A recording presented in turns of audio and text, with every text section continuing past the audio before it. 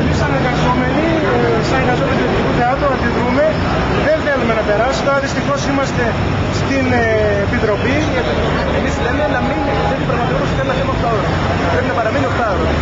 Αν δεν βγαίνουν οι ανάγκες της δουλειάς παραπάνω, να ψηφίσουν τις περιορίες. Αν μπορεί να συνεχιστεί ο χρόνος εργασίας να μείνει πάντα στο 8 ώρες, θα θέλουμε το 8 ώρες. Και δεν έχουμε κανένα πρόβλημα να παραμείνουν οι περιορίες. Δεν είμαστε άνθρωποι λάθος. Έχουμε ζωές, έχουμε προσωπική ζωή. Το θέατρο δεν είναι το πάντα. Δεν μπορούμε να δουλεύουμε 12 ώρες την ημέρα στον επόμενο καθόλου. Σας παρακαλούμε, μην αισθάνεστε πίεση. Έχουμε πλήρη διάθεση για διάλογο, αλλά για να συζητήσουμε όμως.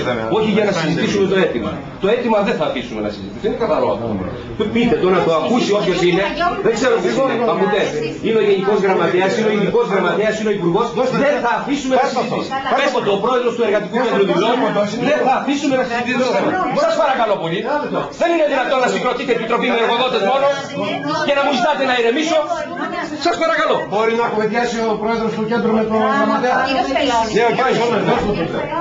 Με αναβολή. Θα εξετάσει το αίτημα του Εθνικού Θεάτρου που ζητάει σε διάστημα 62 ημερών από 1η Ιουλίου μέχρι 31 Αυγούστου την απασχόληση των εργαζόμενων για 54 ημέρες επί 10 ώρες την ημέρα. Αυτό και μόνο σαν σκέψη είναι αδιανόητο. Και παράλληλα, ένα λεπτό κύριε Γενικέ, και παράλληλα ενημερωθήκαμε, και αυτό ανέβασε λίγο τους τόνους, ότι η Επιτροπή συγκροτήθηκε με 4 εκπροσώπους των εργοδοτών. Το αν αρνήθηκε το Εργατικό Κέντρο να ορίσει εκπροσώπους, σας δημιουργούσε με 3 μέλη Επιτροπή. Είναι αδιανόητο τους ζεστότερους μήνες του χρόνου να λέμε στους εργαζόμενους, τεχνικό προσωπικό, οι οδηγοί, δηλαδή εργαζόμενοι που θα υποστούν μια τρομερή καταπώνηση ότι θα δουλεύουν 10 ώρες την ημέρα επί 56 συνεχείς μέρες.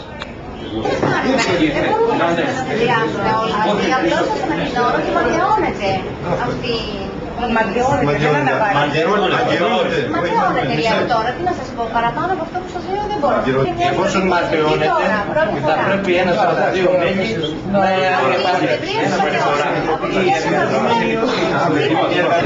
Σαν Πρόεδρος της Ομοσπονδίας, είναι ανήθικο από πλευράς του κράτους, είναι απολύτιστο ο πρώτος πολιτιστικός οργανισμός της χώρας που χρηματοδοτείται με 12 εκατομμύρια με τα λεφτά του Κοσμάκη για να παράγει πολιτισμό, οδηγεί τους ανθρώπους που παράγουν τον πολιτισμό στην απόλυτη εξοδότηση.